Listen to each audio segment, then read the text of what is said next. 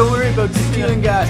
We'll just siphon again and then put it in someone else's car. I got a shirt from the band. The days off the shirt, you got a boot print on it. Won't come on. You might listen. We should jam sometime here with Junko Daydream. You guys just want to introduce yourself, just know whose voices are whose, and maybe say what you do in the band. All right, I'm Doug. I play drums in this band. I've been drumming probably about a month now, eh? About a month. Leading off with the newest guy. We're going in order of seniority here. I'm Scott. Okay. I play guitar in Junko. Sweet. I'm Jack. I'm the songwriter of A Generation. Oh, damn. Songbird. Ooh. Yeah. Big, right in. Not even like 30 seconds in. No, dude. I'm already just going making high. big You statements. can only get worse from here, so I figure we start high? All right, cool. Perfect. All right, so you guys have been together for almost a year now, is that right? Yeah, just a month off a year. Yeah, about that, yeah. That's crazy. 11 months. Already got an EP out. So when did you guys, what's sort of the formation story then, maybe? So Jack was looking to start an indie rock band. Okay. And He he was had actually an indie pop band, okay? posted an ad on Kijiji, and my previous band had broken up November of 2017. Okay. And it had been 2 months, and I was already going crazy from not playing shows, so I got desperate and I went on Kijiji, and it was the only ad, and I was looking for a guitarist. The rest of them were drums. So I hit up Jack, and I learned none of the covers that he asked me to learn for us to jam out. But we ended up gelling pretty well and wrote a couple of tunes right off the bat, and it just sort of went from there. Cool. Yeah, it was kind of just like I was going to play bass and sing, and we were doing the band Jungle, we were going for that kind of vibe, Right really chill, and then it was just okay, I put the bass down and picked up the mic, and then just immediately became very, very loud, and we all kind of like that music. Right. So it just became a post-hardcore band or hardcore band or whatever. Yeah, but it was it was never intentional. Yeah, that's perfect though. That's great. It was a gradual heaviness too, the first couple songs we wrote, one of them didn't make the EP, but the second one that we ever wrote was Bug Bites. One of them is and that's significantly lighter than the rest of the material, right? So it just sort of got heavier and heavier and heavier from there, and started blowing up amps. Yeah. Right. Yeah. That's our next step there, but oh man, no, yeah, just I think because of that story, it's hard to find your genre sometimes. Right. Totally. It's that's where we're at. I almost want to go to people after our show and go what would you call us? Yeah. I don't know what this is exactly. It doesn't feel like post-hardcore. I'm interested in being part of a focus group. Yeah. I hate that genre thing though too. I always just say alt rock for my band, but that's alt-rock? that's such a huge banner. Let's think Radiohead is alt rock, and then Can we just use adjectives instead? Yeah. Can we just be considered aggressive? Yeah. I know, right? Fair enough, We're angry music or Yeah. something. That doesn't go well with labels and stuff. They're that's a little too vague. Yeah, totally. And then I feel like people then won't maybe think it's a little harder than, I don't know. They might go too hard. Yeah, You for know sure. what I mean? We've had some talks with some people in the industry, and they're I don't know, Right. we don't know if you found your thing. We're just we just need to release more stuff, right? Totally. Then you can prove it's a proof of concept at this point, and then you can Yeah. be we're gonna repeat that Yeah. and show you that this is actually what we sound like, and not just Yeah. 4 random songs or something. It's you hear even in some songs it's light and it's heavy and there's blues influence and there's metal influence. That's just what we sound like. Definitely. And yeah, it's just a proof of concept. That was something I noticed when I was listening to the EP. Was the first 2 songs definitely feel a little heavier, and then Bug Bites was your first song, which there's a lot of melody in that song, which I love that song. That's probably my favorite song off of it. That's our first time doing any melody. I loved it, and I love more of that's more what I love in music than I don't listen to a lot of aggressive music necessarily. But so what was the sort of I guess my question is more songwriting wise, is that something that you guys are really focused on that way, and where are the melodies gonna fit into here? What's sort of your writing process? It's very quick, just honestly, I've been calling it lately, just the first heart of your music. It's what's the first thing that you're thinking, and what's that, because at the end of the day, you're just trying to get what's in here out. Right. So if it doesn't feel right quickly, then move on. Yeah. Okay. Just don't follow linger. your gut.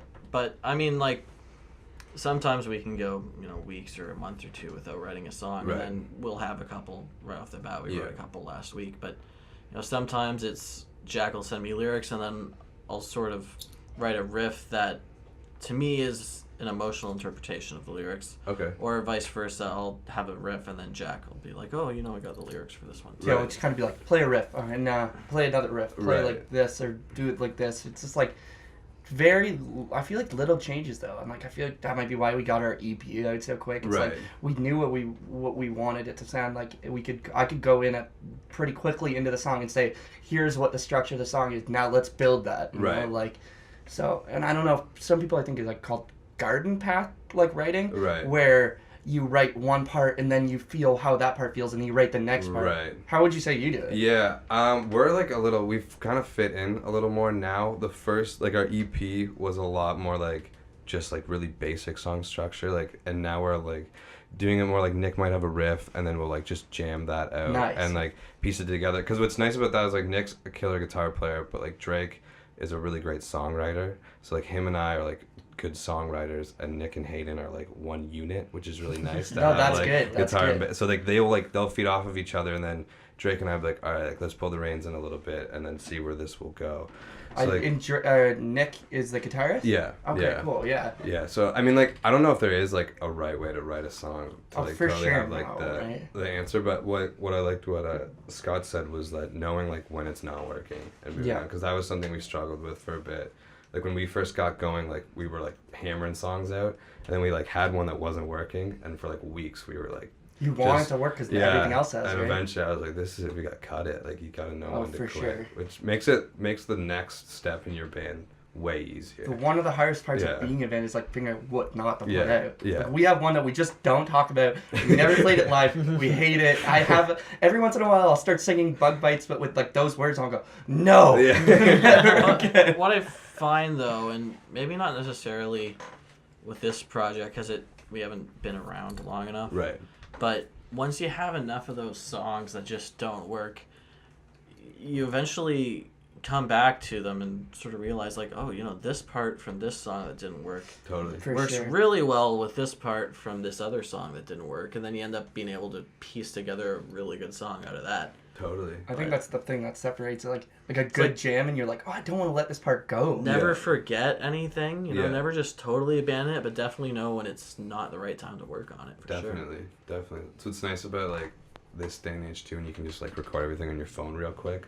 Like there's been times where I've just been bored and gone like way back in voice notes and been like, that's is kind of like, you hear like something feels like a little you different. Playing yourself a song. You're like, I don't even remember writing this. Yeah, totally. Oh, so good. And you like sing too, right? Yeah. No, it's real nice, dude. Yeah, totally. I think so. Like, are you like, do you just have moments where you're just sitting and writing like your thoughts down? Do you like? I try to just sometimes like free write when I'm doing lyrics. Like, what's sort of your process? Yeah, I've gotten pretty good. Like, I say this no exaggeration, probably wrote like 1,000 songs. Or something like that. Like you get it as a songwriter, you just like, I'll be doing it every day, multiple songs a day, recording them down. I've just gotten to the point where I can just go into a trance, and I'll find you know what I'm saying. It's like you go throughout your day and you're like, I can feel something's gonna happen. Like I can feel that I'm gonna write a song really soon because it's like I need to like get this out or something, or like it sounds interesting thought. Like even just lately, like my new stuff is just like, I don't want to call it rants, but it's like spoken word. It's good, but not in a bad way. Like I get it like a bit of a listener, like a single mother's vibe off it. Like I don't want to cut out the thoughts if I thought that they were supposed to be there and I was like in like a very emotional state. Well, it obviously belongs. So it's my job now to understand what I was trying to write and to get that out again. Because I'm sure you come back to lyrics where it's like, what was that about? Yeah, totally. I like that. I that's how I used to think about it too. Was just sort of like, I would sort of just like throw up on the page and then like interpret what I was trying to like get at. For sure. I feel like it understands your own mind a little bit easier that way. That's how I always looked at it anyway. I found there's something from a podcast that I was listening to where they talk about the narrative self versus the experiential self. Right. I feel like it's a good thing. It's like who you are and what actions you're taking on the world. Like that's really what matters. Right. That's the experiential self. That's the person that's like just kind of like acting upon the world. But then the narrative self is the person you tell yourself that you are. So like I find that it's like, how can I explain this to myself? Like through using those two things as a conversation piece. Totally. Getting philosophical on here. Definitely. So how many podcast. You guys you recording it in July of last year, the EP? I think we started recording in July. Yeah, I think that was about it. And then didn't get released until November. Right. So how many songs did you bring in? Where did you record it? Like, oh, that's where did you let's start with that? We recorded it at the Sugar Shack. Okay, cool. With Kyle. Yeah. Ashbourne. Yeah. Trashbourne. And that was really cool because it's the type of music that he listens to anyway. Right. So it's a really cool vibe when what you're recording is what the person that's recording you is listening to themselves, because then it's just like right in their wheelhouse, and it felt really natural. But we had about 8 or 9 songs written at that point, and then it was just like, okay, which of these are the best songs for us to put forward, and like what songs work together. Right. And the EP, it is sort of eclectic in a sense. It starts heavy and ends a little bit less heavy. Right. But all the songs do sort of work together in a weird way, and then especially live, right? Songs like Bug Bites on the record are very clean. There's not a lot of distortion to it, not a lot of grit. But live, it's a lot heavier, and you know, they mesh really well together in that sense. Everything just ramps up live, though, right? Yeah, it's totally. Like, that's part of just like getting good at being live is to not speed up and then not give it. Yeah, definitely. Did Kyle mix it and everything too? No, we got mixed by. He mixed it. He didn't master it. Oh yeah, he mixed it. Yeah. Yeah. Yeah, Kyle did mix it, and then it was mastered by. I can't remember his name. Brick Nation. Rob Nation. Nation. Yeah. You're the guy that you have in the room. And that was really awesome. He did a killer job. Yeah, Rob's great. Yeah, for sure. Yeah. I was having that explained to me the entire time.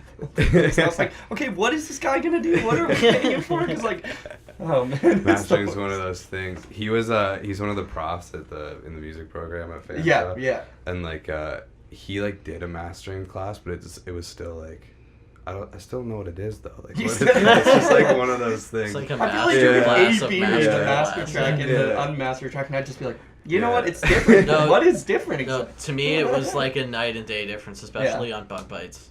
It definitely, His work with panning was phenomenal. Oh yeah. Yeah, those guys are unreal. In the volume, I actually, you know what? I'm just goofing, but like I mean, that definitely you can hear it in the volume stuff for sure. Yeah, Rob's one of the best for sure. Those guys are great. We had Dan Broadbeck, who also is he's actually the coordinator for that program, and he used to I think he used to partially own EMAC as well. But he mixed and mastered ours too, which was great. He does a solid. He won a Juno for. Oh, nice. Yeah, the singer from the Cranberries. He did a bunch of work with her. I didn't know they were making music. Yeah, and then she died last year. Yeah. But They're not anymore. he did a bunch of her They're for sure not making music. He did a bunch of her solo stuff and won a Juno for that. But he's great too. But that's awesome. It sounds unreal. Like I was like really blown away when I listened to it. Just like quality, like sound quality wise, it's great. Kyle's awesome. I think we're gonna hit him up to do some more stuff. And yeah. the price is like you know you think you hear that price and you're like, it's gonna be like a little less, but Yeah, from what I understand, it's unreal. exactly Everything I've heard that Kyle's done is like amazing. So, yeah, really I know you did Simon too, right? Like you know Simon Lersha. We did Radio Caroline, recorded with Simon, so it was cool to record with both of them. Yeah. And like they're both phenomenal at what they do, and totally. To see how people use the space differently. Definitely, yeah. Yeah, I worked with Kyle in my old band, and everything sounded great. The one problem we had is that we tried to cram too many songs into 3 sessions. Oh, okay. So we didn't really, we crammed 6 songs into 3 sessions, which is a lot. That is a lot, yeah. That is a lot, and so we ended up going with the route, like, do your best takes and pray to God Kyle can work. Right. And he did, gratefully, but... We did something similar with that with Radio Caroline, except it was only 4, and... Like, Simon was super nice, and, like, he outsourced all of the drum mixing to Kyle at that time. And it was still tough to get 4 songs into 3 days. Yeah. Well, yeah, Kyle, like, he is honestly the best. Like, this guy gave us, like, an extra day kind of thing. Like, just was like, I'm going to go away a little early, going to go to baseball. Like, it was, like, 2 hours early. And he's like, I'll give you a whole other day for free. Oh, nice. Like, right legit. That's not he's what solid. he said, but... Well, maybe that's what he's... Yeah. And it's not the best Kyle impression. Don't get me wrong. Oh no, yeah. I think we're definitely gonna go back, have our LP like produced by that guy. Right on. Yeah, is that the next move for you guys, going full length? We think so, yeah. It's quite the commitment for sure. It is, yeah. Is that like a soon thing, or you still have some? No, that's a bit. We were talking to some industry professional. He's like, you guys got to give it a bit of time. You guys, and we're like, yeah, you're right. We just want to put out more music. Totally. We want a King Gizzard and the Lizard Wizard. Right. Yeah. Maybe a split or a single. Yeah. I think the next major project we're focusing on would be an LP or an EP. To really show too, like just get all those songs down and show that we're not just this weird experimental band. Like we have a sound, we have like stuff that can tie those things together. Totally. Do you guys find like what's the sort of like pocket of support like around here? We were talking earlier before we started that you were sort of like avoiding London off the start or whatever. So what's sort of, have you guys like sort of found a place and maybe other bands and stuff? Like a scene, I guess, is the word I should use. We do really well in Montreal. Yeah. Oh yeah, right on. And we've been told that we're the best Ottawa local band. So Montreal and Ottawa are sort of a jam right now. Right on. And Toronto's really fun too. It's we play pretty much everywhere except London. And then just because when we play London, we want it to be meaningful. We want it to be good shows. Yeah. Like last show we played in London was opening for Public Animal at Call the Office, and that was super fun. But it's also really important to focus on like the large markets in addition to your home market. Right.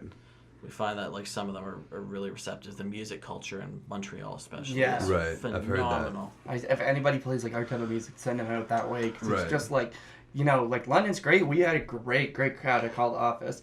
And it was just friends and family and fans and stuff. But like Montreal, like these people that had never seen us before pack the whole bar and go nuts kind of thing. Like, I haven't seen that in London yet, you know? Like, and it's nothing on London. It's just the Montreal is great. That's all. Yeah, totally. There's a big like indie rock thing here. Like, and I have like lots of friends that are in indie rock bands, and like that's where I see those shows that are more full. And you got to gravitate to where your music is going to do well, right? Like, yeah, you're totally right. London is a very indie-centric city right now. Yeah. I say emo. I always see emo popping up here. Just like that light kind of emo. Yeah. Like the I'm sort of sad, but I still enjoy a couple hours of my day. Right. Sort of emo. But, yeah, like the best crowd we ever had was on a Sunday night at a fundraiser in Ottawa, and that was right on.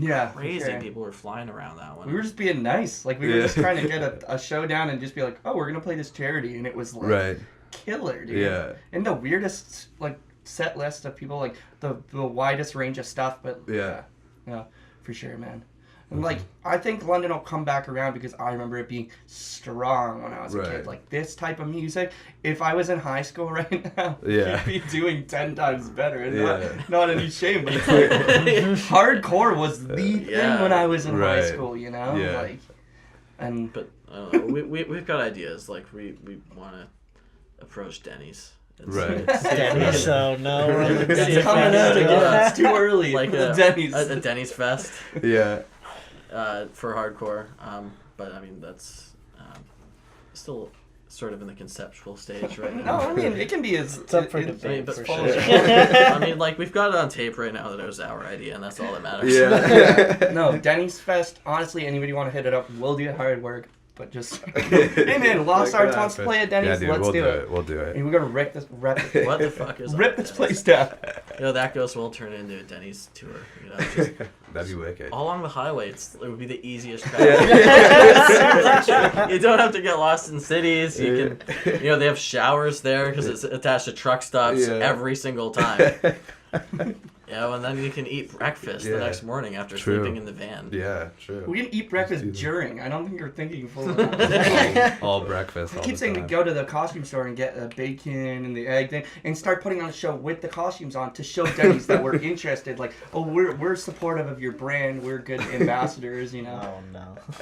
We were so like a big bacon location tagging all of our Instagram posts for a little while as Denny's. Yeah, right on. I feel like, it's when they see the things, when they start interacting, they're going to see we're a really good fit for Denny's. Right. And, I think it'll really start to pull together. It's a long shot. As you can tell, our goals right now are very abstract. Hey, you know what you want, though. What about you? What other fast food places are you honestly, I haven't thought about it. That's our biggest minor goal. Yeah. It's like when we're done working on the things that do matter and we do have some extra time. Right. we're gonna focus on the one thing that doesn't matter, and that's Denny's Fest. Right. And that's it for that. That's We'll just cut that right there. Wicked. So when you, I read when you put the EP out in November, you did like a little East Coast tour. Was that with a band, like specifically, or was it just like just you us. guys were right on? So like, how far did you go? We got out to New Brunswick. Oh, right on. And then a few things happened. A couple of the shows passed there. Right. Didn't pan out, or at least it would have been way too tight, and I just pulled the plug. Right. Which ended up being a good thing because a massive fucking storm hit. Yeah, that was the week of that giant Labrador storm. Right as we were finishing our show in St. John. And we hit it as we were driving back, and everyone in the back seat thought we were going to die. So, like, myself and Jeff, our bassist, and... I think what you're trying to say is everybody minus the old drummer. Everybody minus the old drummer and Jack had figured out their wills in the back. And that's where the old drummer is. We lost him in the storm. Yeah. So we're, like, texting Jack. It's like, hey, man, like, just get him to pull off the highway. This isn't safe. We're going to die. Because it's, like, white out. You can't see the pavement. The flashing signs for the moose are going. Yeah. You can't even see, like, 50 yards in front of you because it's snowing so hard. And this kid's going... like 100 kilometers an hour tailgating tractor trailers, and it's like, we're gonna fucking die here. That's unreal. But yeah, so it all worked out in the end. Yeah, I mean, we're here, so that's good. Well, most. Yeah, true.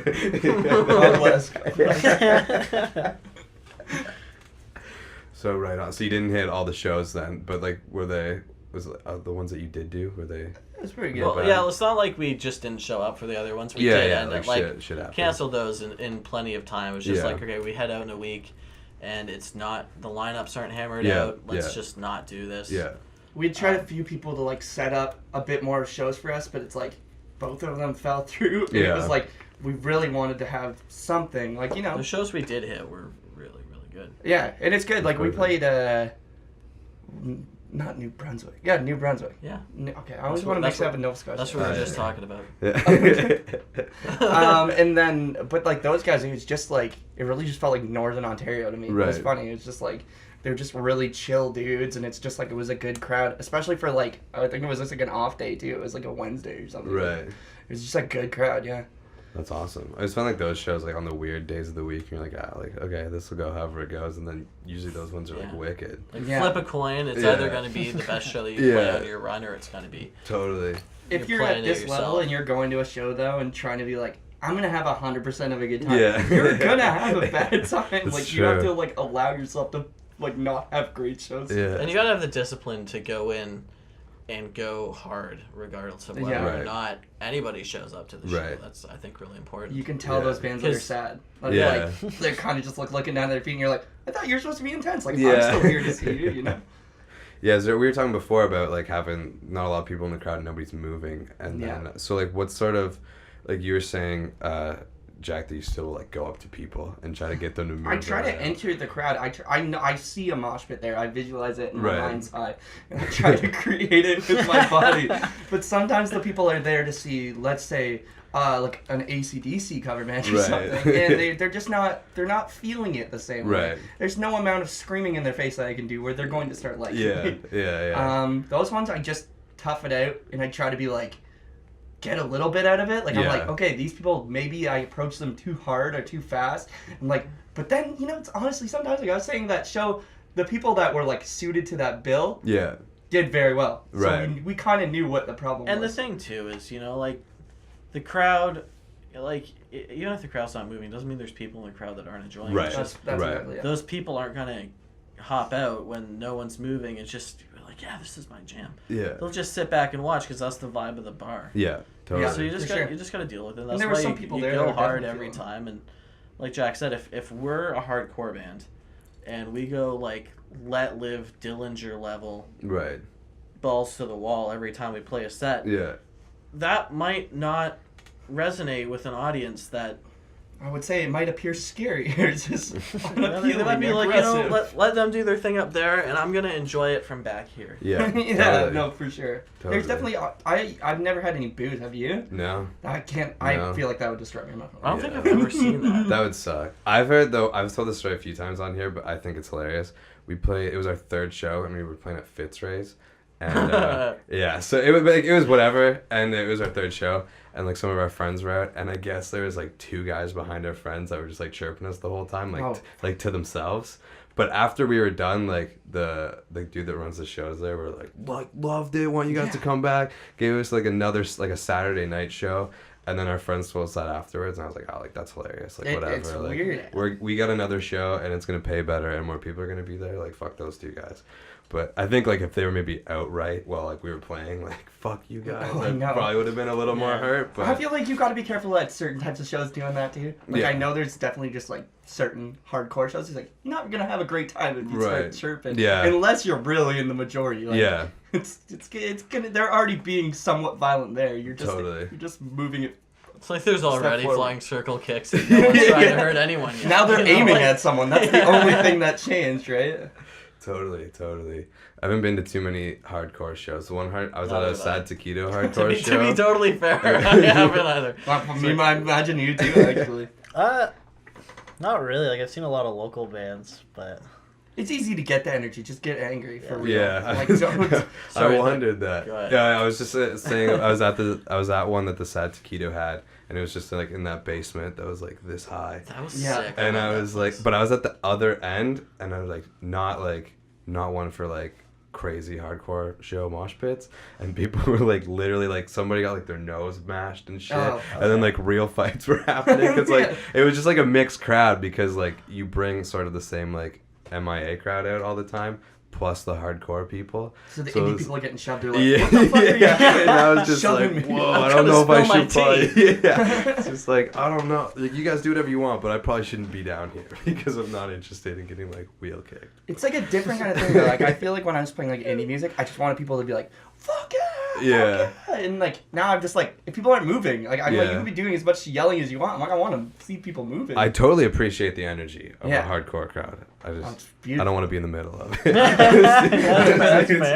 That's fair. It's sort of hypocritical because I feel the same way. It's like I love playing to the energetic hardcore crowds, but would I ever want to be in the crowd watching a band? Right. Not really. Yeah. You know? But I like that they're doing it for us. Yeah, I feel the same way. Because I'm, like, guilty of, like, not always, like, moshing or moving around for, like, bands that I love. But then when I'm, like, on stage, I'm, like, man, if you got work tomorrow, you're like, I want to be, like, messed up. I love just, like, sitting there and, like, what you said earlier, just, I'm like, oh, I love this band and everything. But I don't necessarily always feel the need to be, like, the crazy guy in the crowd. But it is different when you're on stage. You're like, come on, what are you doing? I think we were talking about, like, just finally, you know, we're going to get some, like, wireless shit and try to get down. Oh, yeah. But I think that's sweet, right? Yeah. Like guerrilla kind of show, except for Doug. Fuck you, Doug. You stay where you are. He's already got wireless drums. Yeah. Oh, okay. Yeah, that's true. You can snare drum it. You'd be like that Slipknot dude. Yeah, just get the garbage cans and stuff. The garbage can. Yeah, well, I was saying a drum. It's clearly a garbage can, yeah. That's hilarious. I was, like, listening to something or whatever where somebody was talking about, like, this guy talking about the tone of his, like, garbage can and, like, all the specific stuff he uses. If you want to, like, get his tone. What the fuck? I don't know. This it was kind of ridiculous. Yeah. I don't know. It was, like, a Reddit AMA or something. That's hilarious. Like, how do you get your tone? And he, like, actually, like, answered, like, everything that he uses. You should just link, like, something from, like, Home Hardware or something. Yeah. Like the actual can that he uses. Man, it's the cheapest drum you ever found. $24 even, man.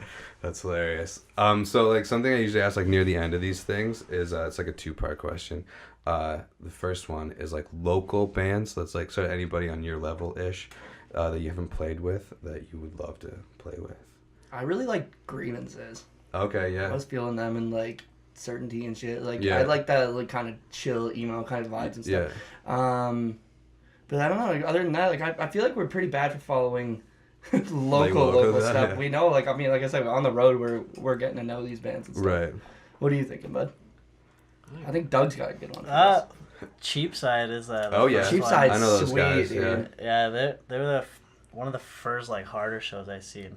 and they were wicked. They've blown away. I've seen them a couple times. Yeah, since. Adam, the singer, was in my year for MIA. Yeah? Yeah. Awesome. They're playing with like, what is it, Seaway or Bearings or something? Yeah, they're doing really well. Yeah, I so saw that Seaway show.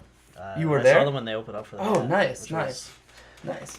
I seen that at the Sad Talk, actually. I think it was one of the last shows. I don't know if you can really shorten taquito to talk.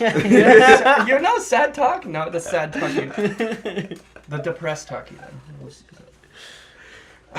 Aside from that, so that's the first one that comes to mind. We don't really play London enough for that to Right. be a priority. Right. That's where we're moving in now. We're just a bunch of dudes with social anxiety, and we're like, we just got to get past that. It has nothing to do with not liking anybody or not wanting to see shows, but we'll be like, flake out on each other, like, you want to go to the show? Yeah. And we'll get, Yeah. I think the last time we got out was to like Teenage Wrist. Oh, that was a while ago too. Yeah, It? it was quite a while ago. That's what I was telling. Like, hit us up like after this, because I want to start going to these things, and I want to break the ice with people a bit more for sure. I try to go out as much as I can, but it is like I'd also just rather stay home, and that's what I also. There's a bed and like the TV. Come on, dude. I don't think the bar has that. And I can watch all of these live shows in the comfort of Yeah, totally. I slowed down a lot. Like last year, I was going to so many local shows. Right. Youngest and Only, I was going to every single one of their shows. Oh, Basic yeah. White's another one. Love Basic White. I'm a Basic White fangirl. Yeah, me too, man. Those guys are great. I had Riley on here, and we've been like pretty good friends ever since. Yeah, they came in when I was recording with my old band and at Sugar Shack there. They came in, stopped by, drop off some congos and bongos. Right on. Yeah. Wally's hilarious, man. I was pissed because I figured out their whole album is finished and completed. It's just sitting there on Kyle's computer. Yeah. I'm so mad that it's just sitting there. Oh, yeah, that's harsh. I listened to like 2 tracks of it. It just made me even worse. I was like, fuck, it sounds so good. Like, just release it already. I know, they just put out a single yesterday. They did. Actually, I love it. That's the smart way to do it. As much as it sucks, that's the way. I know. Totally. They were actually the first band. We did our release show, and then they played Lost in Japan's release show last week. And Wally wore our shirt on stage, and that was like the first time. Oh, that's got I saw my merch on. I was like, right on, cool. Except he's got long ass hair, so we got that. And our logo, like our shirt's like right here. So he's like, I'm wearing it, bro. And I was like, oh, wicked, man. And then he gets on, his hair's over it. Like, whatever, I know it's there. That's what matters. That's what matters. No, I agree. The merch, I didn't think that was gonna be a thing when I first started. It feels good. It felt good finally when we like got it. I was like, oh, this is like more real now that we like actually have things to like sell people. Yeah, for sure. Or even just like we try to like keep it low. I don't know about you guys, like super low margins, because we're just like, we want to see this on people. This is the best marketing we can do. We're almost saving $1 by making it a little cheaper, right? Yeah, totally. Our actually Nick's dad like runs a printing company. So he was like giving it. What's it? I think it's called Jaden Printing. It's like an acronym of like their family or whatever. Nice. Out of I don't know if it's Hamilton or like actually Ancaster, like that area. But which is nice because then he just like hooks us up with deals and stuff. No, that sounds like a dope thing. Yeah, right? Totally. That's the other thing. If you can just like figure all that shit out, it's like a big part of like beating the music industry. Yeah, like, getting for sure. those connections and stuff. You don't want to put your own money. We've tried to put money in once. That's it. Yeah, if you can let it feed into itself. Yeah, it's perfect. So I'll be like, my family will be like, when's the next stuff coming out? Fans, when's the next stuff coming out? I'm like, like, let's play a few more shows. Yeah, we gotta sell this stuff, dude. We don't want to be like. Totally. We've already done like 4 or 5 different runs. You know, like we're doing pretty well. Don't push us. Yeah. I live like I'll go home to like my small town that none of you guys have ever heard of, and like all my high school friends will, like buy shirts and shit, and then they're like, oh, like I'm so happy that you guys are like killing it. I'm like, well, I'm not doing that. And they're like, no, it's like, awesome, you're like famous now. I'm like, I'm really not. Like, stop thinking that it's like. I have all my nephews and nieces call me famous at family gatherings. To be fair though, you know, like even getting to the level where you do print your own shirts. Yeah. It's the level that like 99% of bands don't even get to because they don't even get to their first gig. That's fair. That's a sad thought. I mean, you guys are definitely doing great, man. We're doing okay. It was nice at Lost the week after we did our release show. I had a couple people like, "Oh, you're like the singer from Lost Arts," which has never happened ever. And I was like, "Okay, like that's kind of cool," because like for like 2 years I've been like, "Holy fuck, that's that guy from that. That's that guy from that," or whatever. And it was nice to have like 2 people be like, "Oh yeah, you guys did this thing last week," which was cool. No, that's sweet, dude. For sure. And I mean, MIA's, that's the one. That's helpful. It's like a built-in audience, which is great. Like, people want to come out and support. Yeah, for sure. And it seems just kind of like self-supporting and stuff. And like, it seems like the best way to do it is just don't Like, let that be good part of your crowd, but don't let that be your whole crowd. Yeah, right? that's the other thing. It's nice where, like, well, so this week, my buddies in this band Brighter Green are playing at Rummers this week, and, like, I was talking to Austin yesterday where he was like, you want to, like, trade some money and some tickets? Like, I'll just buy tickets for their show, and then they'll buy tickets for our show. That's smart, that's smart. Yeah, which is like, that was why, like, the going out to shows and stuff, a lot of times, like, I got it because I'm going to ask them to come out to our shows. So yeah, like, show your face and stuff. That's in that we don't even have those relationships with the London bands yet. We're honestly just kind of like outsider people. We're going to try to bridge that gap for ourselves in the 2018, but, like, I feel like we try to make up for it just by going nuts. Yeah, you know? Like, totally. We try to find where we can impress that isn't us going about social things, you know? Right, That's not our skills. And it's not really the priority either, you know? It's just getting the stuff out there. We're focusing on other scenes. We have great relationships in other scenes. It's just a matter of, like, now let's come back to London and, you know, start to do what we've been doing everywhere And you can't else. neglect here. right? Yeah, Can't neglect. People are, like, asking you to play, like, you know, that's not very nice either. Totally. Well, I've been, like, interested lately in, like, finding, like, bands like you guys that are, like, outside of that London MIA pocket, because there's so many bands that have been through in that thing that have been together for years that went through MIA. Like, there's another, like, scene in London that's just, like, bands that aren't part of that thing. You know what I mean? Sure. Like, I mean, we're doing pretty decent for, like, honestly, I tell you, we don't have that many musician friends in our hometown. Like, right. So, yeah, for sure, man. I mean, we'd love to, like, play a show in Toronto or something anywhere. Yeah. And, like, let's get in touch. Yeah, breaking that, like, those new markets is tough, for sure. Yeah. Yeah. That was, like, after we did the EP, we put a few shows out of town for the first time, and it's tough because you're trying to, like, get people to come out. Trying to think who I know that's in that town.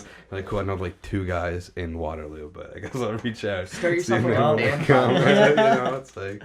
Yeah, man. Yeah. I've spent times, like, combing through the Facebook just, like, how like, I mean, I knew this guy in kindergarten. Like, does he know? Should I message him? But, yeah, totally. You'd be surprised, like, you've probably done the same thing. They end up coming a lot of the time. Yeah, there was a guy that came out to our Waterloo show that I was friends with him more, like, in elementary school, and he was like, yeah, dude, I'll be there. And I was like, oh, okay, weird, but, like, awesome. We'll be so, like, stoked to see you. Yeah. Yeah, dude. Yeah, it's a good feeling, it's too. Awesome. And, like, it's like, oh, what a good, like, not first impression, but, like, a second impression. Yeah. That you can be like, yo, I'm up on the stage just playing music, like, fucking, it's no big deal, man. Yeah. You come down and talk. Oh, God, it feels nice. It's funny, like, I think also, like, we were talking about earlier, like, old friends and shit, like, you guys are, like, famous, is I think, like, their perspective of, like, oh, they're in a band that's, like, actually playing shows or whatever. It's, I think, like, cool to people that don't do this. Oh, for sure. You know? I mean, you got it is a cool thing to do, but I mean, also, you know, it takes sacrifice. Yeah, right? totally. Like, it's like, it doesn't just come, like, I also spent 9 hours in a van going to that show. That part wasn't super fun. Yeah. To me, it's like, especially now that we're playing, like, hardcore, all of this equipment that I never had to repair before, all of a sudden has to start getting repaired. No shit, dude. And, like, that's the big thing here. But, like, yeah, man, if you're looking to get out of town, I've got a spot on a bill in Montreal on February 23rd if you want to come out. Shit, we can talk about that. We could definitely talk about that. Where's it at? Barfly. Okay, cool. It's a great bar, man. Yeah. Fucking cool. Awesome. Like, everyone they hire there is, like, I don't want to say ex-musicians, but, like, all people that have at least spent part of their life as musicians, you know, as their primary income. Like, their bartender was the vocalist from Priestess. And, like, that's what I was going to say. Yeah, we used to chill there. Weird. We used to play in, like, U.S. Bombs, which were, like, one of those big New York punk bands in the 70s. Yeah. It's crazy. Like, he saw my Dan Armstrong, like, the Plexi guitars. Yeah. And he's like, oh, man. And then he started telling me the story about how his ex-wife stole it and... just and it led to some, like, crazy other tour stories he had, and it's just, like, a fun time just being around there. Like he said, like, everyone in that neighborhood owns a dog. Yeah. So, honestly, the bar's filled with dogs. It's great. That's awesome. Yeah, totally. They mosh too, man. No, dude, the dog's my the little dog dog pit. Yeah, you're just gonna have to believe it. You're gonna have to come out and see them. It's a whole new market. Yeah. Yeah, it's a whole crazy. Different demographic, dude. Yeah. That's hilarious. Way younger than we're used to. Yeah. That's awesome. So then, like a second part to my question a few minutes ago is, like, what, like, dream lineup, like, if you guys could open for any band, like, big band. Oh boy. Do we want to just go one band at a time? Yeah. And speak for Jeff too? I'll let you do that. Yeah. I'd love to play with Basement. Basement's still, like, I rock that shit. Right. Weekly, man. Like, love that shit. Or Jawbreaker. Cool. You want to answer for Jeff first? Well, Jeff would love to play with Alter Bridge. Skid Row. Yeah, cool. and that would Skid Row. Yeah, that he's would like just real 80s. mesh wonderfully with our hardcore. Yeah. Yeah. I don't know. For me, like all the bands that we are relatively close to, I'd say in terms of our show, are broken up. Like Dillinger and Let Live. They're both done now. So I don't know. Like Pup. I figured it would be. I fucking Pup. Yeah, Pup would be cool. Love Pup. Yeah, that'd be a crazy show. Maybe like Manchester Orchestra. Yeah. I love that. Oh yeah, that'd be an They're interesting so fucking lineup. cool. Yeah. Or, like, Gallows. Oh yeah, Gallows would for be sure, cool. yeah. Right on. What about you, Doug? Dunkless. I don't know. I was gonna say Pup. Hey, it's a Pup would good be answer. okay, It's yeah. not a bad answer. That's a good answer. Kingpin was another one. I remember seeing one of their shows Okay. here when they were at I think it was Rum Runners they were playing, and I was again blown away. Are they Power still- Bomb, are dude. they Power still Bomb's done? fucking Yeah. sweet. Okay. They were Cool. like wrestling themed hardcore. It's Oh, sweet. really? That's weird. I've They never started heard all of with the that. That's crazy. I think I saw Kingpin a while ago. They played that Legal Kills last show. Yeah. But I guess Legal Kills coming back together now. But Nice. yeah, I You thought heard they said original that. lineup or something. Yeah, I don't know if it's like a one-time thing or what the deal is, but anyway, whatever. Sorry. For a different podcast. Yeah. This is the Legal Pill Kill. Yeah. I had Charles on like a while ago in September, I think. But yeah, I don't know. Is there anything else you guys want to talk about? I think I hit everything that I wrote down. I don't know. That was great. Oh, I saw that Alan Cross did a thing on you. That's something I wrote down. Yeah. That's cool. He really liked Bug Bites, and he was really nice and put it on like primetime radio Yeah, that's on crazy. Friday night. And probably was responsible for dropping a lot of views to that song. Right. Is that something that like was just random and he found it, or did you guys reach out? No, we reached out to ask if just to ask for advice. Oh, okay. You know, like, hey, like we've all listened to your radio shows for Yeah. as long as we've been listening to music. Like, how would you recommend? You know, Right. if you have any time, like, how would you recommend going about, promoting this? And he's Yeah. like, like, let me see what I could do. Just sort of took it and then put it on his radio show. That's and then crazy. he like put it in one of his blogs and as well, and it was really cool. So The guy that like hit him up on behalf of us, like our helper dude, he like it was the most heartfelt message. That's honestly what I think did it. yeah, he's a Alan Cross fan. We all are. Like, Yeah, for Alan Cross. Well, you didn't even know who he was. I'm a fan now that he told me these things. I've heard his voice. I didn't know what his name was. Yeah, we're all freaking out. It's like, because we didn't even know it got played. It wasn't until we started getting messages and emails and comments on the YouTube video saying like, hey, I saw you guys on Alan Cross, or heard you guys on Alan Cross. We're like, wait, what? Yeah. And yeah, it was really cool. And then we're all freaking out, and Jack's like, who is this guy? But No, I will admit that. I don't know, we've been inviting him out to our Toronto shows, but he hasn't been able to make it. Yeah. He's been like out of Canada or something. We keep offering to buy him beer, but Yeah. I don't really know if We how gotta good up of an it. incentive that is. We gotta up it. We got like scotch or something. Hi, you want whatever you want. Yeah. I'll suck your dick. I Yeah. don't give a fuck. No, it's-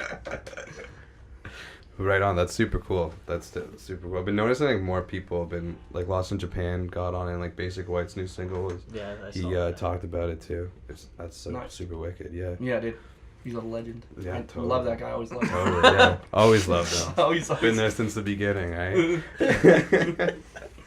That's wicked, guys. Is there anything else you guys want to talk about? I'm out of questions, but Oh, I we're mean, putting I'm out down to a keep like talking. video soon. We're filming a Okay. video in a couple days, so I Cool. mean, keep an eye out for that. Right on. We're not done promoting our EP there, man. So No, just, yeah. I guess keep your ear to the ground. Yeah, very very stereotypical final words. Yeah. Stay tuned. Yeah, Coming to a Denny's near you. we're doing we're doing a new music video for a track off the EP. I'm not even entirely sure which one he picked. We left it up to Mike DB, That- Okay. the bassist from Hiroshima Hearts. And Yeah. he's been a friend for 331 years. Hearts too. Yeah, and he's always been a huge supporter of every project I've been in, and he's awesome. I don't even know what song he picked because we left it up to him, and we For did sure, bad dude. we did a Facebook poll. We did like a Facebook poll, and it just was entirely irrelevant. It said that in the thing. It was like, I don't know if we're gonna use this. Just let us know what you guys think. That's it's definitely bad though. 100% bad. This guy doesn't know shit. Okay. It's bad. Cool. Right on. Well, I'm just kidding. We communicate very well. Yeah. Clearly. Yeah, I mean, we're doing a video for that. It's, I guess, sometimes easy to forget that it's still really a new release. You know, Yeah. We just released it back in November. Totally. We're doing that. We're writing. We've got a few shows coming up that we just haven't really announced yet. Right. Spoiler: none of them are in London. Yeah. It's the theme that's probably going to continue. Fair enough. Unless this house show venue ends up being dope, I wouldn't mind playing that. Yeah, there's 2 this year too. So yeah, there's one called Gatsby at the Gatsby Records guys. That on sounds Yeah, Daydream. it's not just a... Yeah, it's like just around the corner, and Yeah. then one on Thurman. Yeah. So That's sweet, dude. try to keep the tradition going. I think is the, Oh, for sure. It must be every year, right? Yeah. More shows, more writing, one more video, Right on. And then we're getting the Incorrect Thoughts stuff released pretty soon. Oh yeah. We did something with him, and that was awesome. That was just like last week, man. Right. Yeah. Those at Radio Western. Yeah. Yeah. Cool. That was sweet. Right on. Lots of screaming. very fun. Oh, Yeah. And we did a little shout out thing. Have you been on Radio Western? I did. We did. Yeah. That's the best. Yeah, part, yeah. That was We the had, most like- fun for me. We had like the weirdest like thing though. Like they didn't like tape it. Like they didn't like videotape it or anything. Like I feel like we kind of got like the shaft on. Like we did the live air and we did the interview and that was cool. But like there was nothing to like promote afterwards. And Oh, we that were like, that okay, does suck, man. cool. Hey, man, hit him up again. Yeah. What I'd like to enough to get on one, so I'm sure. enjoyed about that was that before one of the songs that we played, Jack didn't even give the full song title, so I corrected Jack on the song title, you know, like very inconspicuously, and then, you know, I led into the song, Yeah. and I proceeded to play a completely different song, just by accident, so...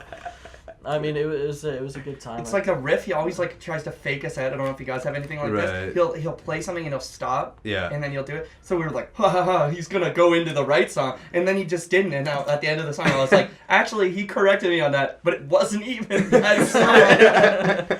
And all live, just how you like it. Yeah. right? Yeah. Oh, yeah. Totally. That's perfect. The song was fine. It's That just- never has happened Never- before. it's never happened, but it was a fucking great time. It's a really good time. Jeff got to finally do his radio voice. Yeah. We just kept calling it the Hawk, and it was just like, at the Hawk, and we go, ha! Or something, and then they would not let it go on the radio. We're like, nah, man, that's the take with the big laugh at the end, and we call it the Hawk. No, that's Yeah, it. like do it right. Yeah, we did do we did say the Radio Western like tag or whatever. Did you guys all say it Maybe that's together? Like, somewhere. how'd you even do I don't that? remember how we did Oh, it. we struggled a lot. It took like it took like a few times. Yeah, I got like the majority of it, and I kept fucking it up. And I was like, okay. It seems longer than it is. Yeah. That's like, yeah, I know what you're saying. For Yeah, Sure. so I don't know. Whatever. We might have to hit it up again. Well, anyway, thanks guys. Thanks for doing this. Yeah, This was a lot of thank fun. you. This is super Yeah. fun. I always wanted Awesome. to be on a podcast. Well, here you go. First time. I'm there like you a go. serious podcast. Just You can quit quit while you're now. on a high note. I'm done. This is peaking for sure. Wicked. Cool. Junko Daydream. Check them out. See ya.